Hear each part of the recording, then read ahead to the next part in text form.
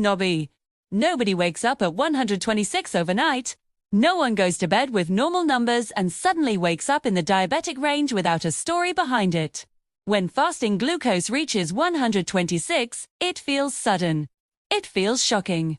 It feels like something just happened. But in reality, that number has been building quietly for years, especially in adults over 45 who wake up tired and see high blood sugar before breakfast. If you care about understanding what your morning blood sugar is trying to tell you, and you want clear, calm explanations about fasting glucose, high blood sugar, before breakfast, and why you wake up tired even without eating, make sure you subscribe now. This channel is dedicated to decoding morning blood sugar patterns in adults over 45, so you can recognize progression early instead of reacting late. Because here is the truth most people never hear. You, Dan T, wake up at 126 overnight. You wake up at 98, then 104, then 109, then 113, then 118, then 122, and one morning, 126. And by the time it reaches 126, the real shift happened years earlier. Let's slow this down. Most people think diabetes begins at 126 because that's the diagnostic cutoff for fasting glucose. It's a clean number. It's official.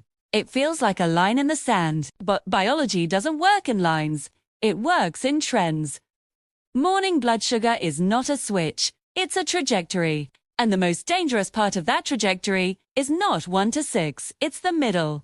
The 105 to 125 range. That quiet zone where doctors say, let's just monitor. That zone where you wake up tired, check your fasting glucose, and see 112, 116, 119, and tell yourself, it's not that bad. BE. Here's what's happening inside your body during that phase. Your liver is slowly becoming resistant to insulin. Not completely resistant, not dramatically resistant, just slightly less responsive each year. At night, while you sleep, your body releases glucose to prepare you for waking. That's normal. Cortisol rises, the nervous system activates. The liver releases stored glucose into the bloodstream. In a metabolically flexible system, insulin quietly balances that release. But when hepatic insulin resistance begins, the signal gets distorted. The liver releases more glucose than necessary. Not enough to cause symptoms immediately, but enough to shift your morning blood sugar upward just a little, and that's where the progression begins.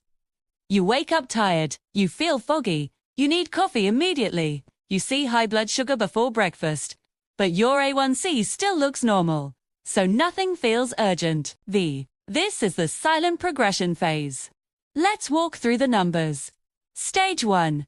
90s. Morning blood sugar in the 90s usually reflects good overnight control. Insulin sensitivity is relatively intact. The liver responds properly. Cortisol peaks don't overshoot glucose output. You wake up relatively clear-headed, stable. Stage 2. Low 100s, 100 to 105. This is where subtle shifts begin. You may not notice much, but fasting glucose has started creeping up. The liver is slightly less restrained. Overnight glucose output is slightly higher. Energy in the morning may feel a bit heavier. You may start waking up tired more often, even with adequate sleep. Most people ignore this stage completely. Stage 3. 106 to 115. Now we enter the not normal but not alarming range. Doctors often label this as borderline or pre-diabetic, but here's what matters. By this stage, hepatic insulin resistance is no longer subtle. Your liver is consistently overshooting glucose release overnight. You wake up tired more frequently. You may feel mentally slow for the first hour of the day. High blood sugar before breakfast becomes familiar. And here is the critical mistake. You adapt to it. You begin to treat 110 as your baseline. Then 114 becomes normal. Then 118 doesn't feel scary anymore. This is how progression hides. Stage 4. 116 to 125. This is the illusion zone. You are 1 point away from 126 some mornings. Then 3 points below the next morning. You convince yourself. It fluctuates, but the trend is not fluctuating. It is climbing. Your liver is now highly resistant to insulin signaling overnight. Cortisol has a stronger impact on glucose release. Sleep disturbances amplify the effect. Stress during the week pushes numbers higher than weekends. You may notice 108 on Saturday, 124 on Tuesday. That is not randomness. That is stress sensitivity layered on insulin resistance. And then one morning, 126, and suddenly it feels dramatic. But it wasn't sudden, it was rehearsed, over and over. For years, let's talk about what 126 actually represents. At 126 fasting glucose, the pancreas is no longer compensating effectively. For years, your pancreas increased insulin production to overcome liver resistance. It worked quietly, but compensation has limits. Once fasting glucose crosses 126 consistently, it means the system has exhausted its flexibility. But here's the most important insight. The damage did not start at 126. It started when 104 became common, when 112 became familiar, when 118 stopped feeling urgent. This is why you don't wake up at 126 overnight. You wake up at 126 after ignoring 110, after normalizing 114, after adapting to waking up tired every morning. Morning blood sugar is not just a number. It is a signal about how your liver, hormones, nervous system, and insulin sensitivity are interacting while you sleep. Sleep is where most of this progression accelerates. When sleep becomes fragmented, cortisol stays elevated. When stress becomes chronic, glucose output increases. When muscle mass declines with age, glucose disposal weakens. When visceral fat increases, insulin resistance deepens. All of these shifts push fasting glucose upward gradually, quietly, predictably. Now, let's address the psychological trap. People wait for fear. They wait for a bad enough number. But biology doesn't reward waiting, it rewards early recognition. If you are waking up at 112 consistently, that is not neutral. If you are waking up at 118 most mornings, that is not stable.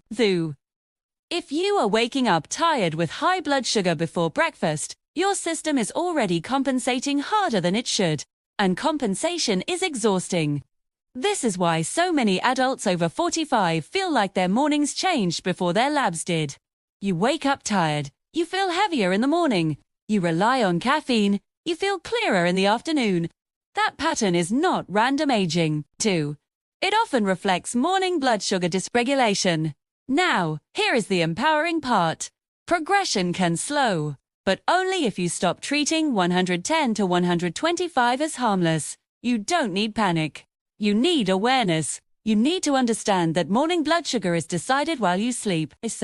You need to recognize that high blood sugar before breakfast is not about last night's dessert. It's about overnight hormone signaling and insulin resistance. And you need to stop waiting for 126 to take it seriously. Because once 126 becomes consistent, reversal becomes harder. Not impossible, but harder. The earlier stage -104, 109, 114 is where leverage exists. That's the intervention window. That's the moment to shift sleep quality, stress regulation, muscle activity, evening routines, and metabolic load.